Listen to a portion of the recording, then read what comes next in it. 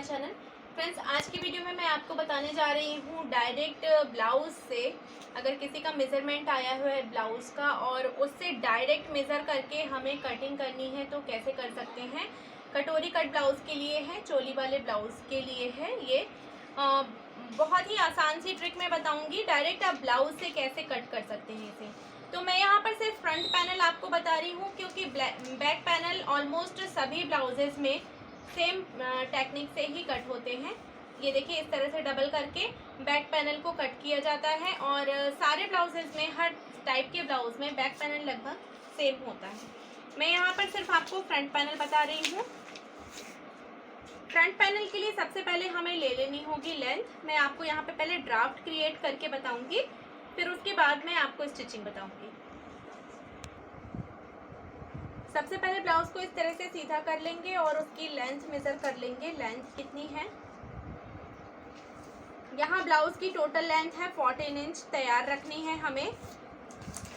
तो यहाँ से हम 14 इंच पर मार्क करेंगे।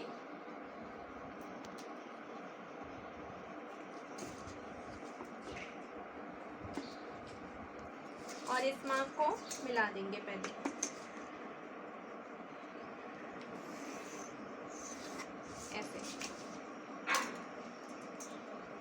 अब हमें यहाँ पर नेक देखना है, नेक कितना डीप है उसके अकॉर्डिंग ही हम मार्क करेंगे।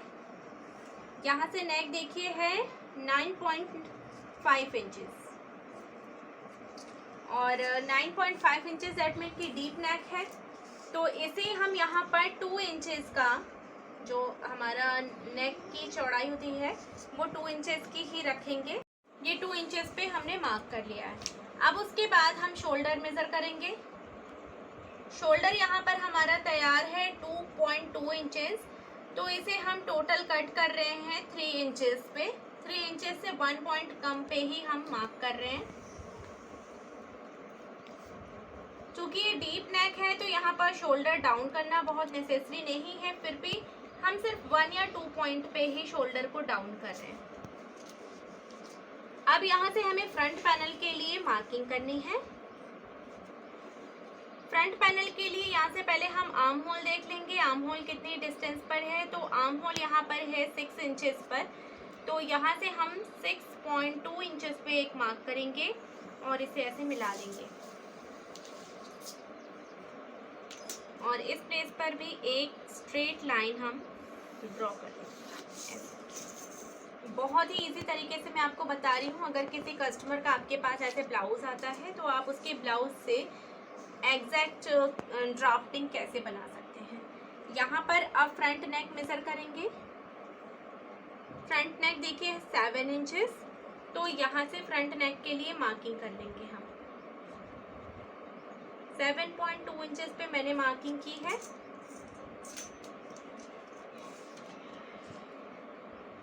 इसे इस तरह से हम बॉक्स क्रिएट कर लेंगे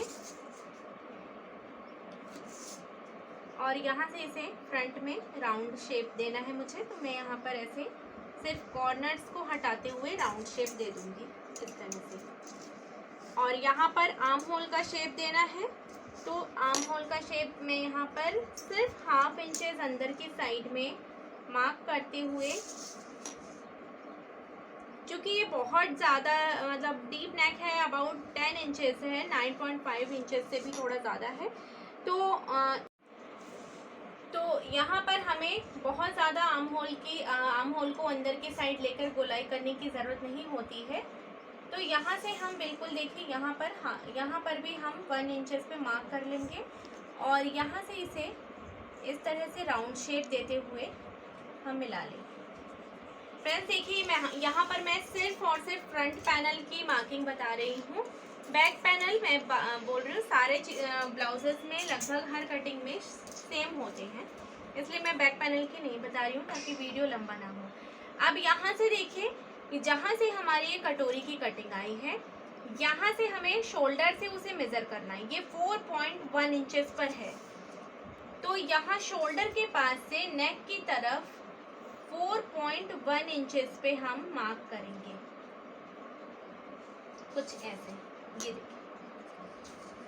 ये देखिए है यहाँ पर 4.1 इंचेस पे मार्क करेंगे।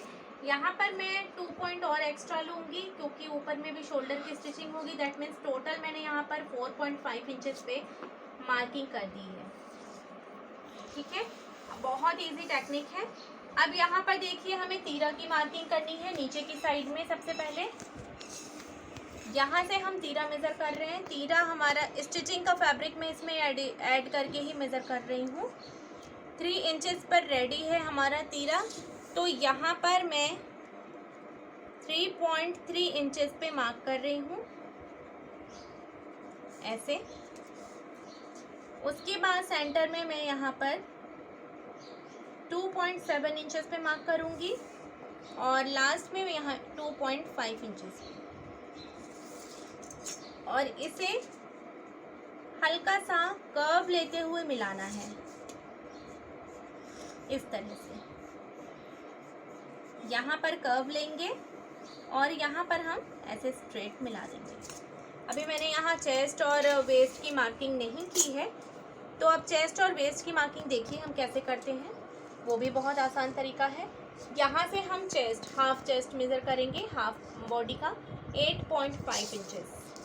टोटल रेडी 8.5 इंचेस है, प्लस उसमें हम 1 इंच का मार्जिन देंगे 9.5 इंचेस। ये हमने मार्क कर लिया। ये हमारा चेस्ट है। अब वेस्ट के लिए मार्किंग देखिए। डायरेक्ट ब्लाउज से आप फटाफट कैसे कर सकते हैं वो मैं बता रही हूँ। टोटल 7 इंचेस पे रेडी है।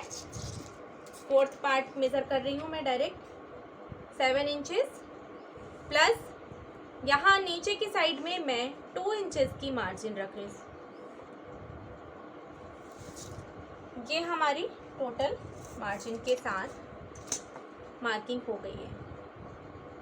इसे इस तरह से मिला देंगे। ये देखिए, अब हमें कटोरी की मार्किंग करनी है। यहाँ पर नेक के पास हमने 4.5 इंचेस पे मार्किंग ऑलरेडी कर ली है।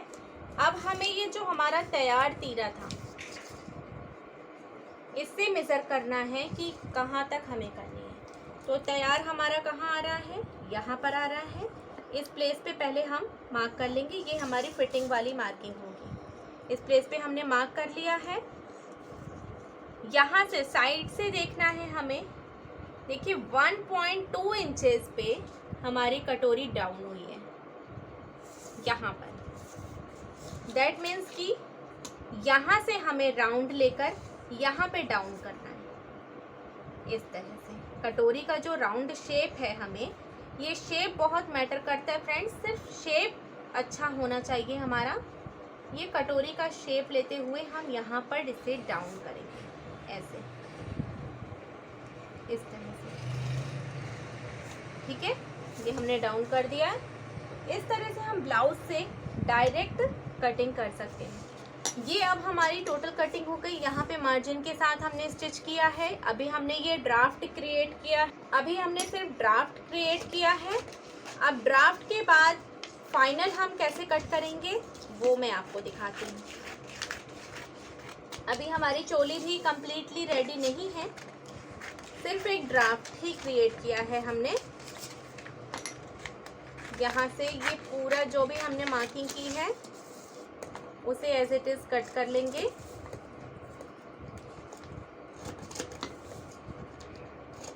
ये फ्रंट नेक,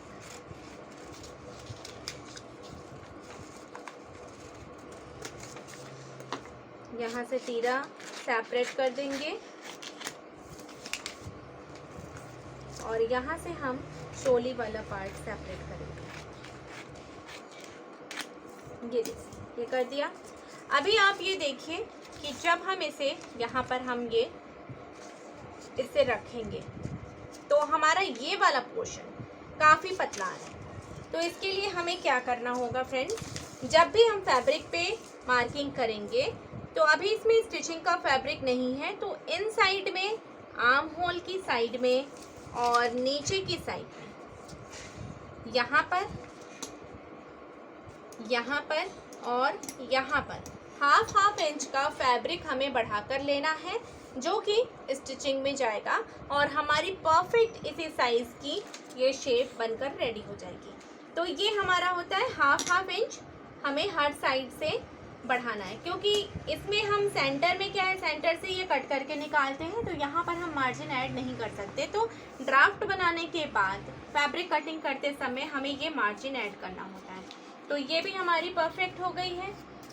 तीरा में हमने नीचे मार्जिन बढ़ा कर लिया है, यहाँ पर हमें नीचे की साइड में मार्जिन बढ़ाने की ज़रूरत नहीं है। इस साइड में हम 1/2 इंच या 2 पॉइंट जितना भी स्टिचिंग में हमें फैब्रिक लेना हो उतना बढ़ा लेंगे। अब बात करते हैं कटोरी की। इसकी शेप हम कैसे बनाएंगे परफेक्ट कटोरी। अब ये कटोरी को हम जो है, कटोरी हमारी ये परफेक्ट साइज़ की नहीं है तो परफेक्ट ही, बट इसमें अभी प्लेट नहीं डली, इसमें कोई उभार नहीं है, तो उसे हम ड्रॉ करने के लिए क्या करेंगे, सबसे पहले हमें इस तरह से कटोरी का जो शेप है वो किसी दूसरे पेपर पे ऐसे ड्रॉ कर लेना है। पहले कटोरी का शेप हम ड्रॉ कर लेंगे नेक के साथ इस तरह से। अब इसे हटा देंगे। अब ये हमारे किसी यूज़ की नहीं है। अब यहाँ पे 2 इंचेस जितनी आपको प्लेट डालनी हो उतना बढ़ाएंगे। 1.5 भी आप ले सकते हैं, उससे भी परफेक्ट शेप आएगा। मैं यहाँ 2 इंचेस बढ़ा रही हूँ। 2 इंचेस पे मार्क करेंगे और इस तरह से मिला लेंगे। इसे हम यहाँ से इस तरह मिलाएंगे और इस साइड का जो है हम अगेन राउंड शेप लेते हुए इसे मिलाएंगे। इस तरह से राउंड शेप लेते हुए हम इस साइड को मिला देंगे ऐसे। और नीचे की साइड में 1.5 इंचेस पे मार्क करेंगे सेंटर से। यहाँ सेंटर है, बिल्कुल सेंटर पे 1.5 इंचेस पे मार्क करेंगे और दोनों साइड में हम इसे मिला देंगे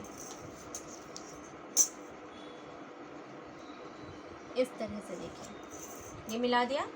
अब ये हमारी कटोरी परफेक्ट बनकर रेडी हो गई है। इसे कट कर लेंगे।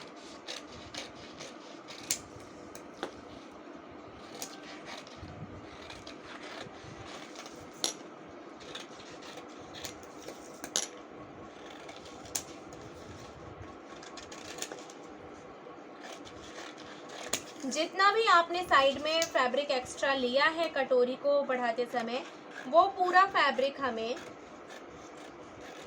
इधर से मैंने थोड़ा राउंड शेप दे दिया है, वो पूरा फैब्रिक हमें प्लेट में डाल ही देना है। अदरवाइज़ कटोरी का जो पफ है वो अच्छा क्रिएट नहीं होगा। जैसे 2 इंचेस मैंने किया है, तो यहाँ से अब हम इसका सेंटर निकाल लेंगे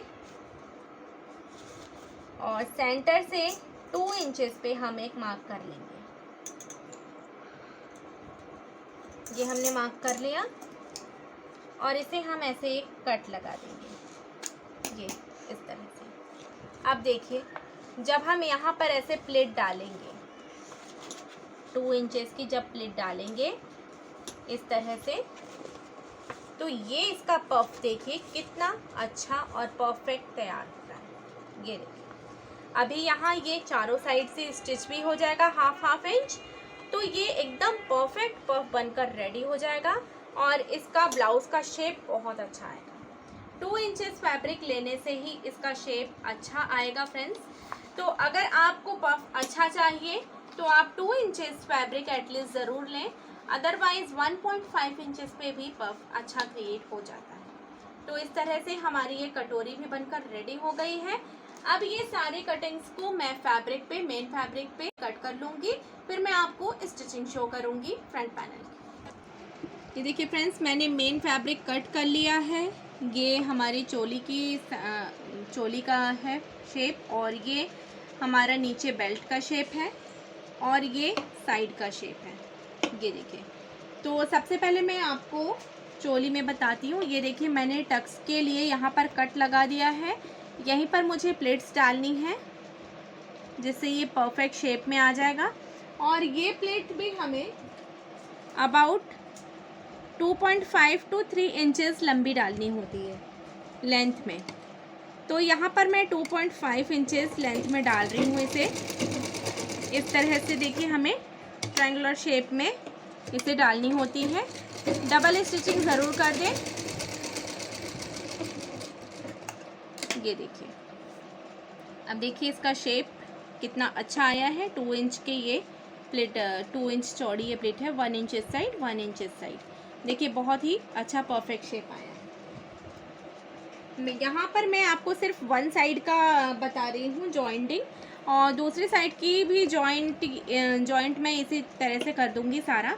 अब देखिए ये पूरा इस तरह से परफेक्टली ये आ जाएगा शेप में।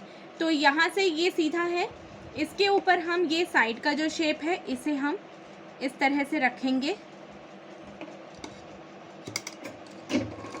और बिल्कुल 2 पॉइंट का फैब्रिक पकड़ते हुए करेंगे।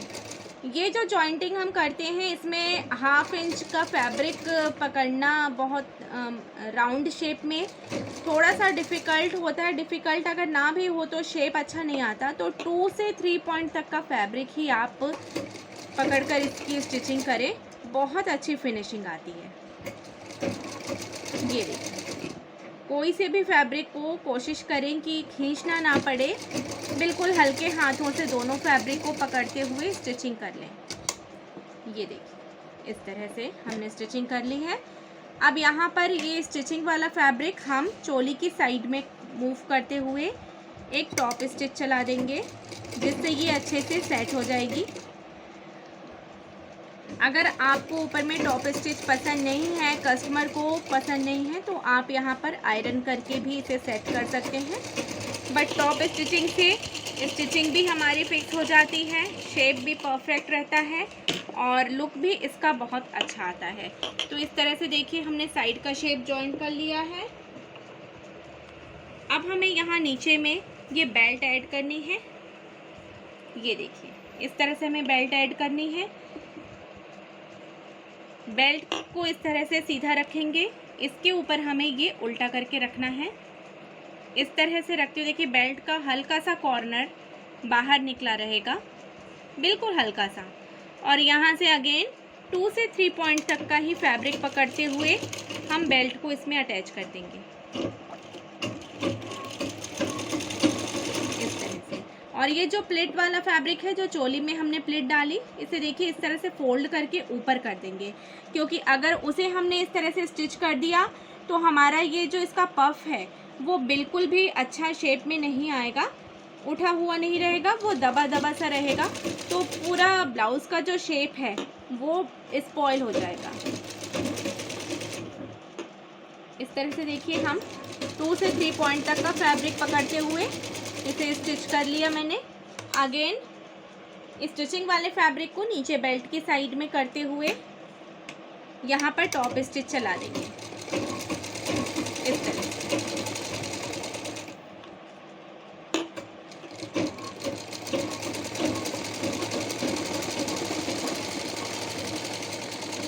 ये देखिए, अब बिल्कुल इसी तरह से मैं दूसरी साइड का भी प्रिपेयर कर लूँगी। ये देखिए फ्रेंड्स, मैंने दोनों पैनल बनाकर रेडी कर लिए हैं, दोनों साइड्स को। कितना ब्यूटीफुल परफेक्ट शेप आया है। अब इसमें हम जॉइंट करेंगे हमारी बटन पट्टी, आई हुक की पट्टी। इस साइड में हम जॉइंट करेंगे इन साइड में पूरी तरह से टर्न हो जाने वाली स्ट्रिप, जो कि अंदर पूरी फोल्ड हो जाती है, और इस साइड में हम बढ़ी हुई स्ट्रिप जॉइंट करेंगे। तो सबसे पहले हम बढ़ी हुई स्ट्रिप जॉइंट करके आपको दिखाते हैं। ये देखिए, बढ़ी हुई स्ट्रिप जो हम जॉइंट करते हैं वो अबाउट 2.5 इंचेस से 3 इंचेस तक की आप ले सकते हैं, क्योंकि वो चौड़ी रहती हैं थोड़ी, तो डबल फोल्ड होती हैं, चौड़ी रहती है, तो उनमें जो है लुक बहुत अच्छा आता है। इस तरह से पहले वन साइड से हम इसे स्टिच करेंगे।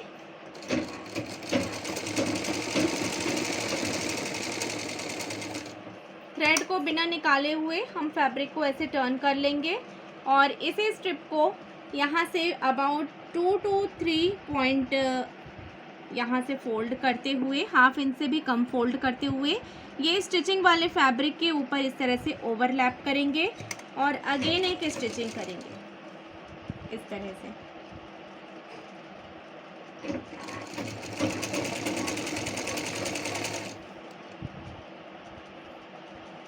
यहाँ मैंने 2.5 इंचेस चौड़ी स्ट्रिप ली थी। इस तरह से देखिए हम स्टिच कर देंगे। ये कुछ इस तरह से आती है बढ़ी हुई पट्टी। अब इन साइड वाली पट्टी लगाते हैं दूसरे साइड में। यहाँ से हम ये वाली जो है ये 1 to 1.5 इंचेस भी ले सकते हैं, क्योंकि ये पूरी तरह से अंदर की तरफ फोल्ड हो जाएगी।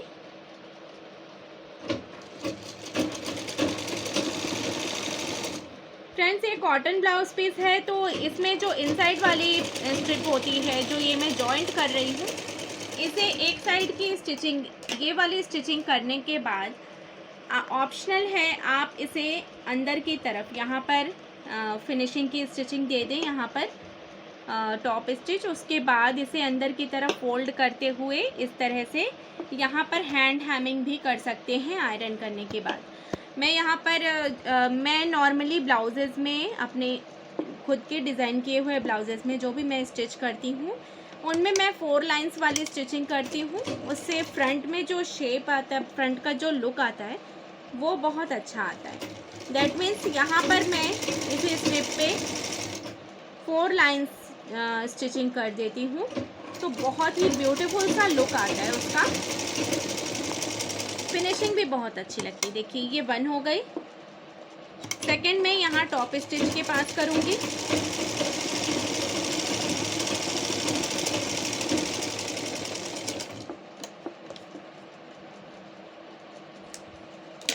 अब यहाँ सेंटर में जितना भी स्पेस है उसमें 2 स्टिचिंग मैं और करूँगी इस तरह से।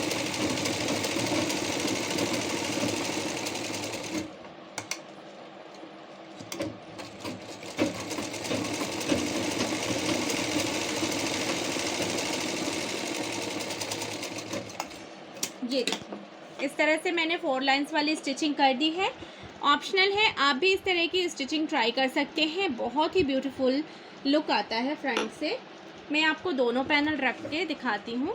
ये देखिए, इस पैनल में हम आई बनाएंगे और इस पैनल में हम हुक लगाएंगे, तो ये ऐसे फ्रंट में आता है। बहुत ही फिनिशिंग दिखती है और बहुत ही अच्छा लुक आता है। तो फ्रेंड्स, इस तरह से फ्रंट पैनल की स्टिचिंग मैंने आपको शो कर दी कि डायरेक्ट ब्लाउज से आप चोली कट ब्लाउज, कटोरी कट ब्लाउज कैसे कट कर सकते हैं।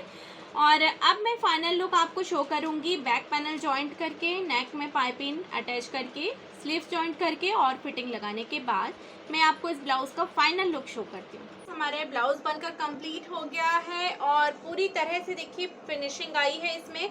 यहाँ पर मैंने हैंड हेमिंग की है नीचे की साइड में, और स्लीव्स में भी मैंने यहाँ पर हैंड हेमिंग की है, और इसका शेप देखिए कितना अच्छा आया है।